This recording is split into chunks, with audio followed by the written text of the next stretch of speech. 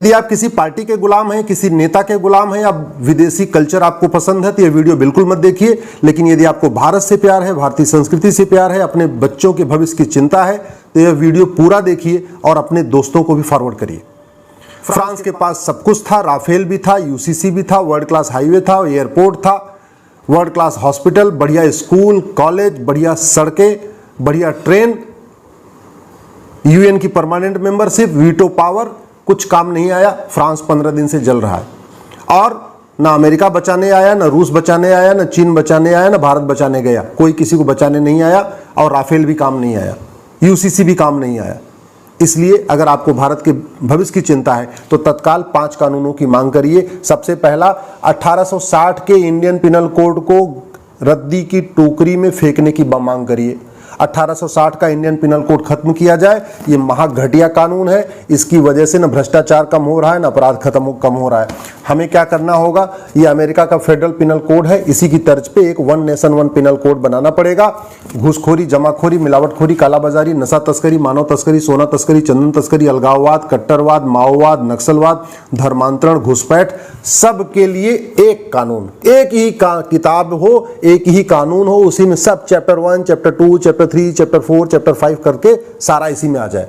जिससे कि जब ये किताब थाने में रखी जाए तो जो कांस्टेबल हो, थानेदार हो, उसको सब पता हो कि कौन सा अपराध है, कौन सी धारा है। अभी 50 कानून चल रहे हैं, न हवलदार को पता, न थानेदार को पता, न कप्तान को पता, न एसडीएम को पता, और कई बार तो वकील को भी नहीं पता होता, जज को भी नहीं पता होता। तो पहला काम, one nation one penal code. इसमें जो एक चैप्टर धर्मांतरण हो, एक चैप्टर घुसपैठ हो, उसमें धर्मांतरण और घुसपैठ को राष्ट्र की सुरक्षा के लिए खतरा घोषित कर दिया जाए और एनएसए लगाया जाए। राष्ट्र की एकता अखंडता के लिए खतरा घोषित कर दिया जाए और यूएपीए लगाया जाए। धर्मांतरण और घुसपैठ को ऑर्गेनाइज्ड क्राइम घोषित कर दिया जाए। गैंगस्टर एक्ट लगाया जाए। 100% प्रॉपर्टी जब्त किया जाए। 10 से 20 साल की सजा दिया जाए। मैं गारंटी के साथ कहता हूं, धर्मांतरण भी रुक जाएगा और घुसपैठी अपने आप भाग जाएंगे। एनआरसी की जरूरत ही नहीं पड़ेगी।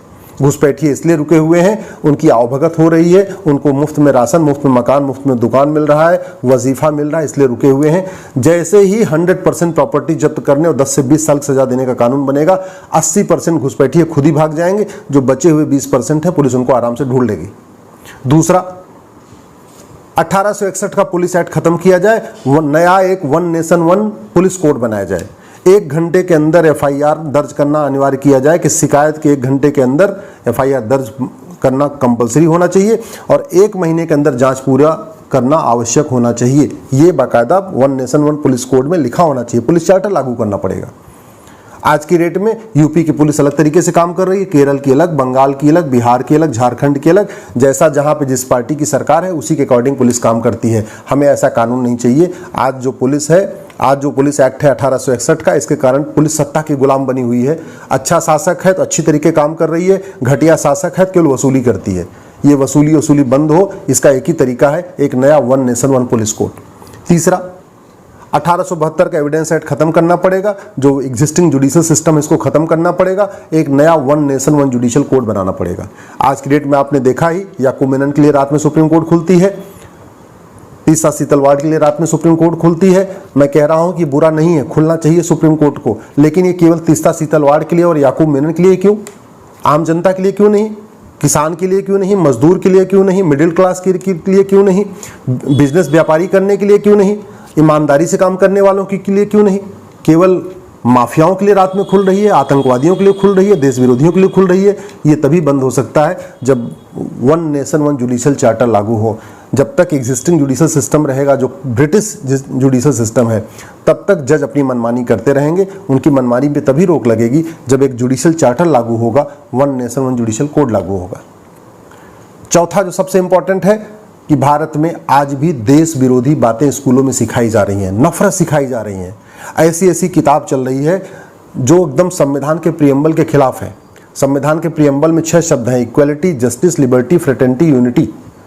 और ऐसे किताबें हैं जो अलग अलग स्कूलों में चल रही हैं, जिनको विशेष दर्जा मिला हुआ है स्कूलों का, जहाँ पे न भारत की संस्कृति के बारे में सिखाया जाता है, भारत की संस्कृति के खिलाफ नफरत करना सिखाया जाता है, भारत के बहुसंख्यक समाज के खिलाफ नफरत करना सिखाया जाता है। एक ही तरीका है, one nation one education code लागू हो।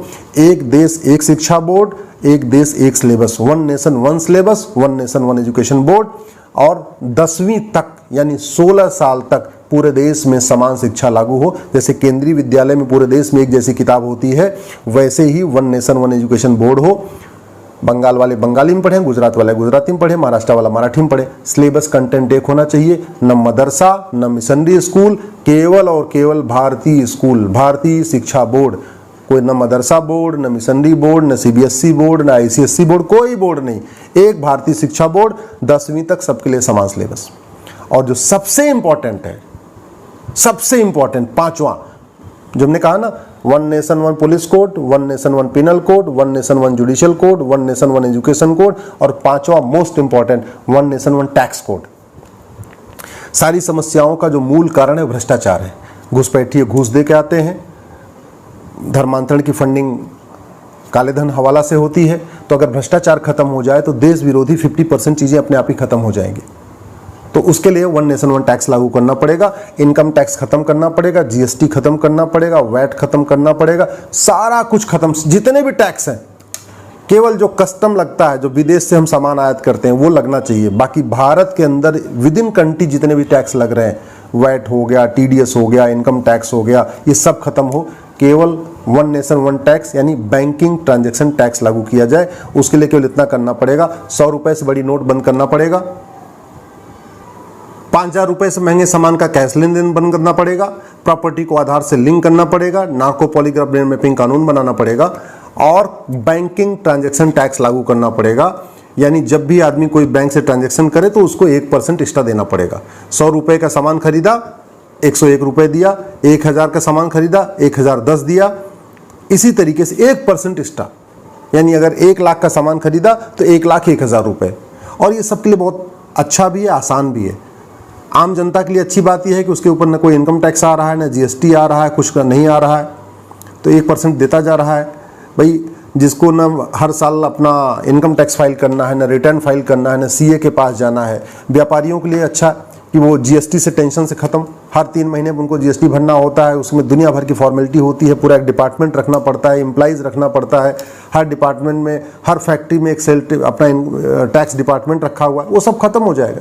जब जब व्यापारी बिजनेसमैन कहीं किसी को पैसा देगा, एक बैंक थ्रू जो है बैंक देगा, या through ATM, Paytm, Bhim, UPI, debit card देगा, 1% एक्स्ट्रा देता जाएगा।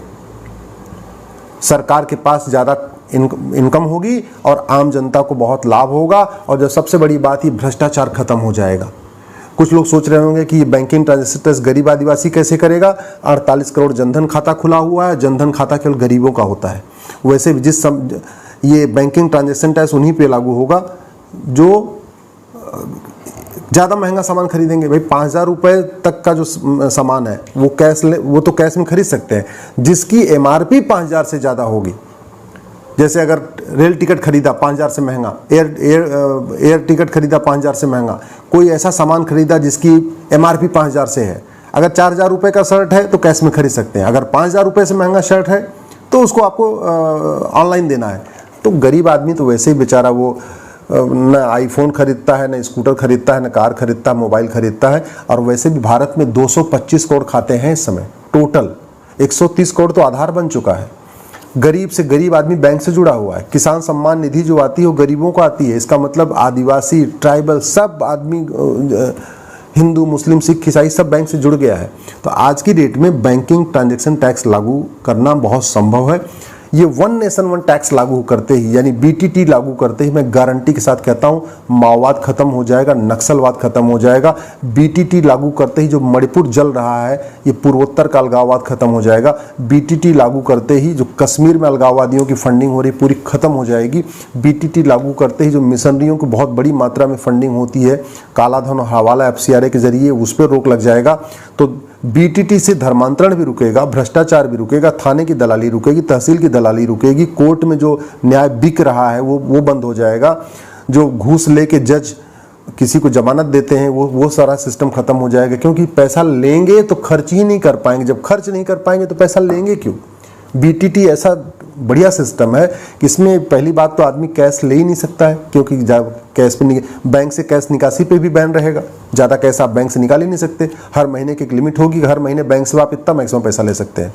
तो ऐसे में 5 कानून सरकार लागू कर दे, 1 nation 1 penal code, 1 nation 1 police code, 1 nation 1 judicial code, 1 nation 1 education code और 1 नेशन 1 टैक्स कोड, ये 5 कानून अगर तत्काल लागू कर दिया गया तो आने वाले टाइम में भारत में फ्रांस जैसी हालत नहीं होगी। नहीं तो याद रखिए, आने वाले 10 साल के बाद वैसे ही भारत जलेगा जैसे फ्रांस जल रहा है। अगर आपको मेरी बात ठीक लग रही हो, इस वीडियो को अधिक से अधिक शेयर करिएगा। अपने अपने क्षेत्र में ऐसे मामलों पे व्याख्यान आयोजित करिए, सेमिनार करिए। अगर मुझे समय मिला तो मैं भी आऊँगा।